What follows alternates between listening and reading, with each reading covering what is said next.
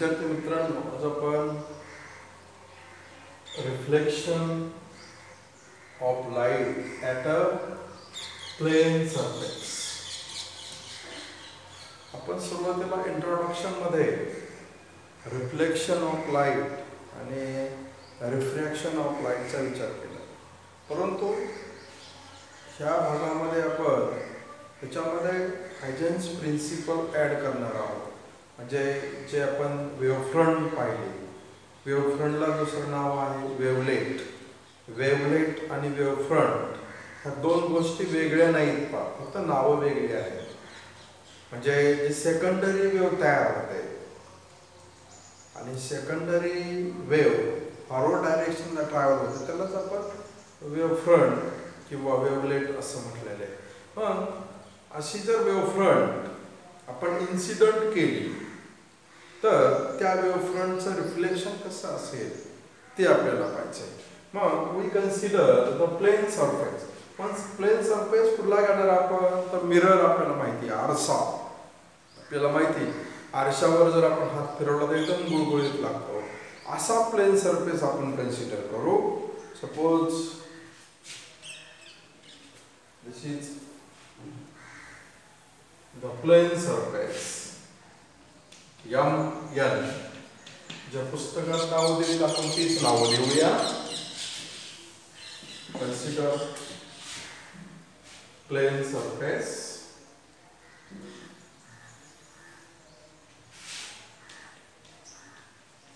आरसा एका बाजूने रफ आहे आणि एका बाजूने plane. Suppose this is MN is the plane surface, किंवा आपण मिरर म्हणूया. Then at point A, suppose this is the mirror, sorry normal. काय केलं आपण, P ही A या ठिकाणी जो MN हा आपण आरसा विचारात घेतला आहे, परपेंडिक्युलर टू प्लेन. आणि त्या MN ह्या सरफेसवर, ह्या आरशावर किंवा प्लेन सरफेसवर आपण A पॉइंट घेतला आणि त्या पॉइंट मधून एक नॉर्मल ड्रॉ केली. आणखी आपण ह्या बाजूला एक दुसरा पॉइंट घेऊ, त्याला नाव देऊ C. हा पॉइंट C आहे, तिथे एक आपण नॉर्मल ड्रॉ केली, मध्ये नाव दिलं आपण P'. आलं का सर्वांच्या लक्षात? आपण काय करतोय की consider plane surface mirror MN. वरच्या बाजूला चकाकी आहे आणि ह्या बाजूला रफ भाग आहे. आणि त्या ठिकाणी आपण दोन पॉइंट घेतले. एक A पॉइंट घेतला, त्या ठिकाणी एक नॉर्मल टाकली, म्हणजे this AP is perpendicular to AC होईल. त्यानंतर दुसरी नॉर्मल आपण C या ठिकाणी टाकली, P'C he P'C perpendicular to AC. अशा प्रकारे आपण दोन नॉर्मल दोन पॉइंटला घेतल्या. Now consider the light ray or incident ray. Suppose this is the incident ray. Say R is incident ray, incident at point A. तर रिफ्लेक्ट कसा होतो पहा. आपण रिफ्लेक्ट रे दुसऱ्या याने दाखवू, कलरने.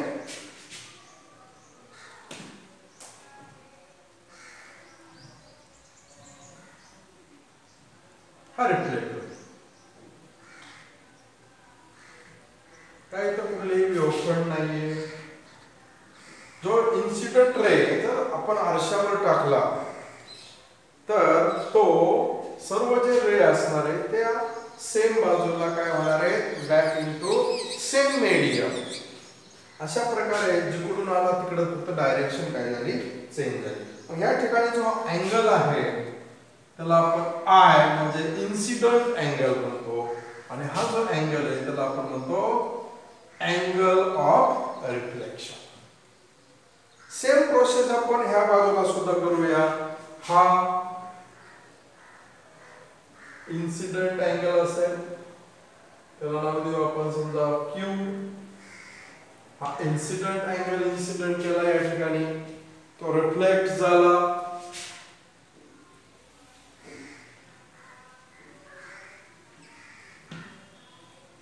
हा सुद्धा अँगल आय आणि हा सुद्धा अँगल आय. फक्त आपण दोन ठिकाणी दाखवतो. आलं का सर्वांच्या लक्षात? R A and Q C हे काय झाले? Incident rays. त्यानंतर angle R A P is equal to I याला म्हणायचं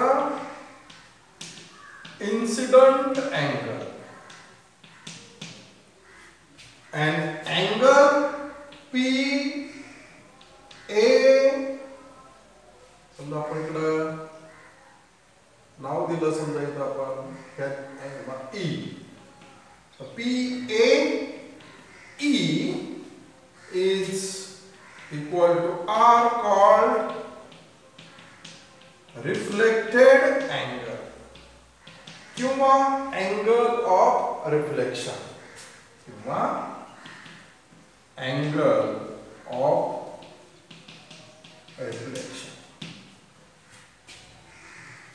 PA आणि P', हे नॉर्मल आहे आणि MN हे काय आहे? प्लेन सरफेस आहे, मिरर. आलं का लक्षात? नाव आता इथं हे झालं सिंपल रिफ्लेक्शन. आता आपल्याला इन्सिडेंट वेव्हफ्रंट इथं आपण प्लेन वेव्हफ्रंट कन्सिडर करणार आहोत. Suppose consider plane wavefront or wavelet. Wavefront आणि wavelet एकच. Consider plane wavefront or plane wavelet incident on this plane surface MN. Incident केली तर ती कशी असेल, त्याची पोझिशन पहा. Suppose this is the incident wavefront.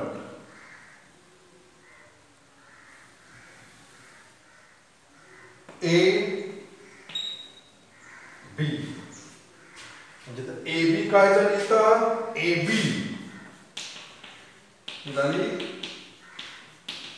incident wavefront or plane wavefront. सेंटी A B ही इन्सिडेंट वेव्हफ्रंट झाली. कुणाच्या मध्ये घेतली? Bounded into two incident ray R आणि Q च्या मध्ये ती आपण ठेवली आणि ती कुणाच्या इन्सिडेंट करणार आहोत आपण ह्या प्लेन सरफेस वर. आलं लक्षात? पुढला पॉइंट बघा. ही वेव्हफ्रंट आपण घेतली, consider वेव्हफ्रंट AB is incident on this surface MN at firstly suppose at time t is equal to 0 म्हणजे सुरुवातीला if time t is equal to 0 the wavefront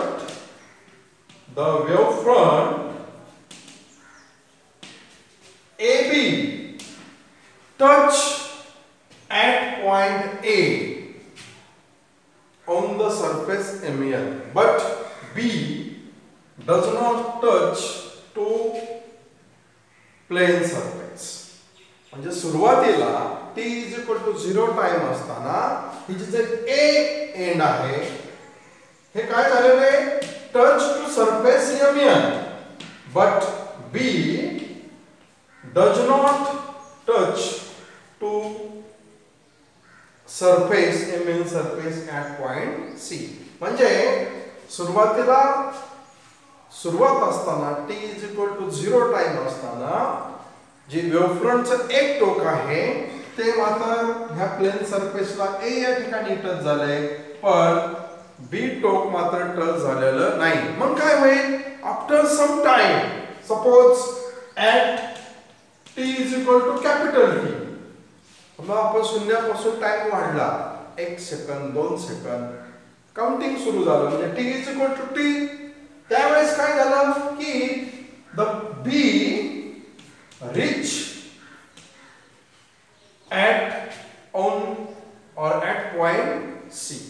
म्हणजे जर टाइम थोडा वाढला, t is equal to capital T झाला, तर ही जी b आहे, b टोक कुठं आलं, a या ठिकाणी. b moves at point c. म्हणजे काय झालं, हा a आणि c पॉइंट ह्या सरफेस वर आहे, मिरर वर आहे, प्लेन सरफेस वर आहे.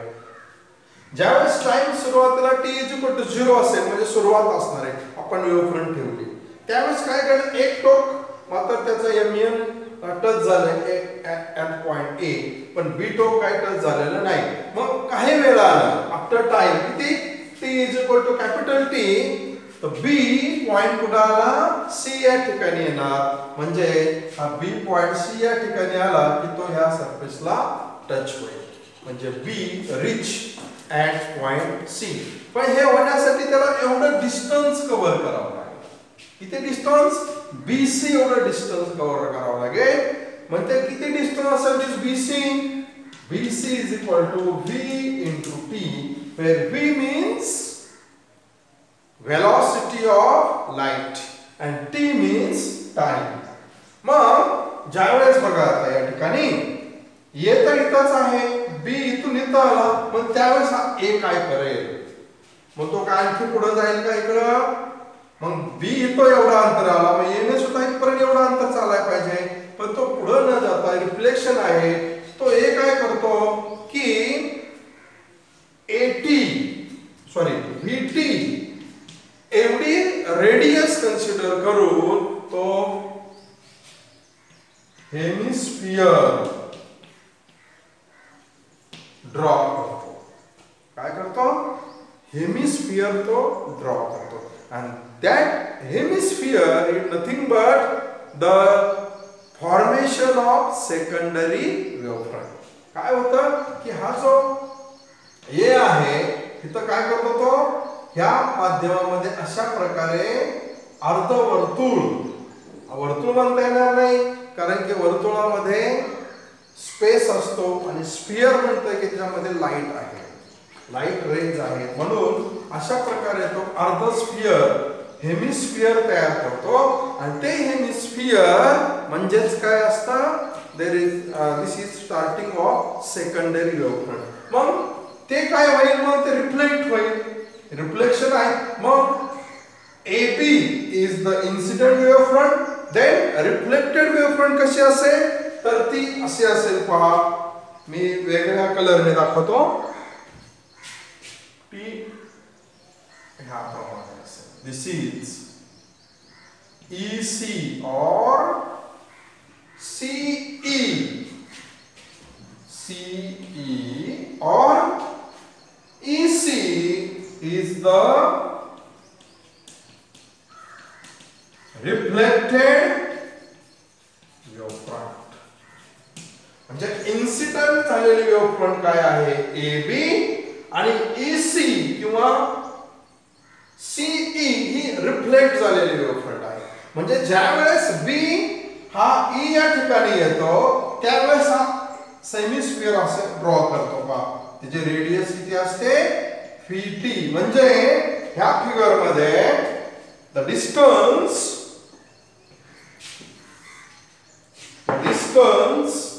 AE, म्हणजे हे distance AE is equal to BC is equal to V into T, where V means velocity of light and T म्हणजे टाइम. म्हणजे वेलोसिटी आणि टाइम ह्यांचा गुणाकार म्हणजे डिस्टन्स येणार आहे. आणि हे दोन्ही डिस्टन्स BC आणि AE हे सारखं असतं. आणि म्हणजे AB काय आहे, इन्सिडेंट वेव्हफ्रंट, आणि EC ही रिफ्लेक्ट झालेली वेव्हफ्रंट आहे. म्हणजे अशा प्रकारे ही जी प्लेन वेव्हफ्रंट असणार आहे ती रिफ्लेक्ट होते आणि ती पुढे न जाता काय होते, सेम डायरेक्शनला ट्रॅव्हल होते. हे झालं एक भाग. दुसरा भाग, ह्याच्यावरून हायजेनने लॉज ऑफ रिफ्लेक्शन प्रूव्ह केले. मग कशा प्रकारे त्यांनी ते लॉज ऑफ रिफ्लेक्शन केले असतील बा प्रूव्ह, मग पाहूया आपण ह्या फिगर मध्ये. इन फिगर काय दिसते आपल्याला फिगर मध्ये, पहिल्यांदा आपण पाहूया अँगल इथं लिहिलेलं आहे पहा आपण RAP हा काय अँगल आहे आय अँगल आहे. परंतु ही AP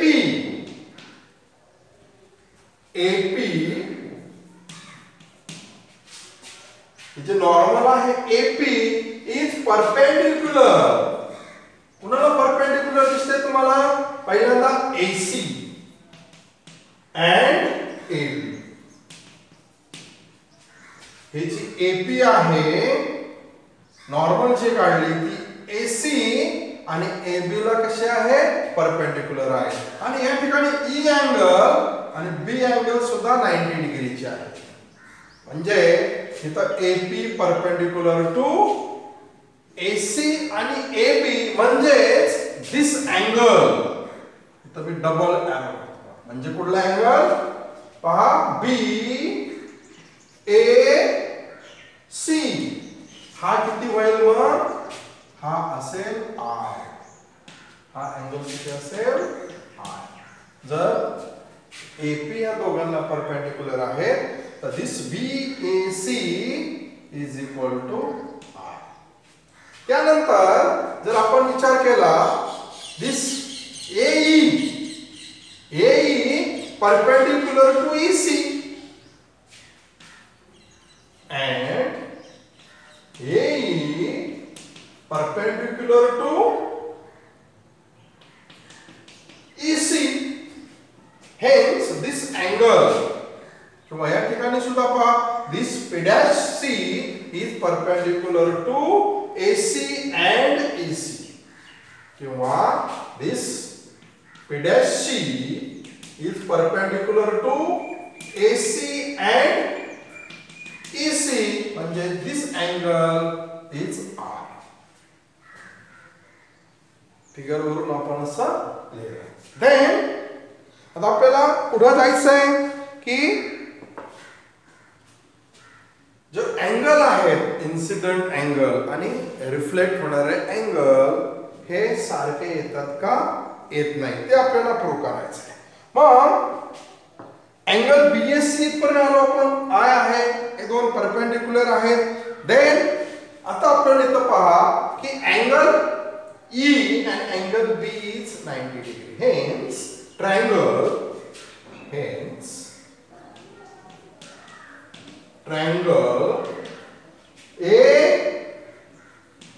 ABC and AEC आलं का लक्षात बघा. ABC म्हणजे हा ट्रायंगल आणि AEC म्हणजे हा ट्रायंगल. हे कसे राइट अँगल ट्रायंगल कारण त्यांचा एक कोन किती हा B आणि हा E 90 डिग्रीचा आहे. याचा अर्थ हे दोन्ही राइट अँगल ट्रायंगल आहे. देन या दोघांचं जर आपण कंपॅरिझन केलं तर काय दिसते आपल्याला in both triangle AC is common. AC is common, that is hypotenuse of both the triangle. हा दोन्ही ट्रायंगलचा कर्ण आहे AC आणि दोघांसाठी काय आहे ती कॉमन आहे. आणखी गोष्ट इथे एक साइड कॉमन आहे पण कुठली AE. मगाशी आपण लिहिलेली पहा AE आणि BC हे अंतर सारखं आहे म्हणजे दोन बाजू आहेत AE is equal to BC.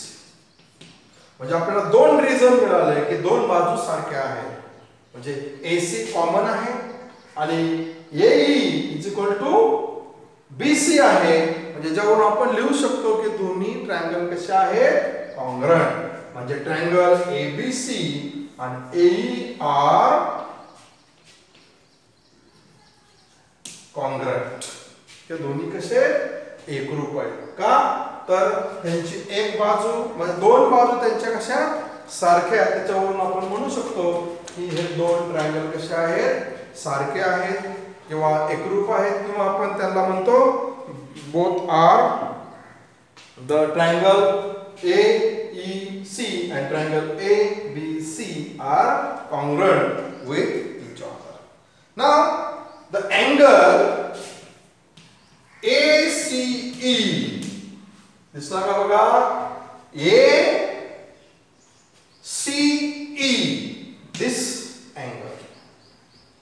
Equal to angle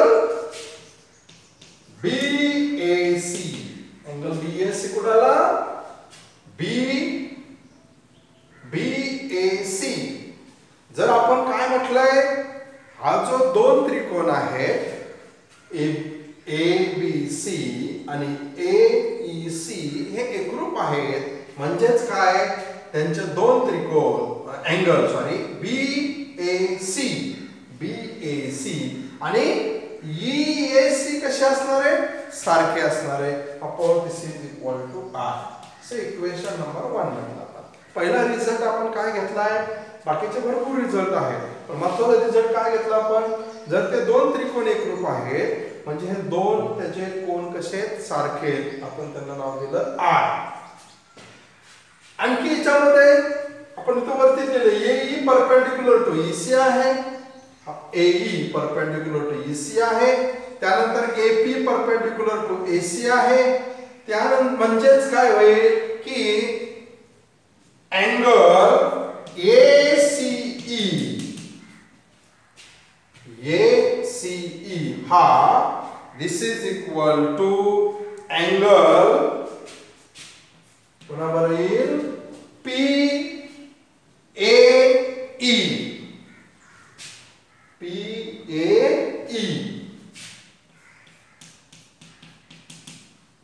angle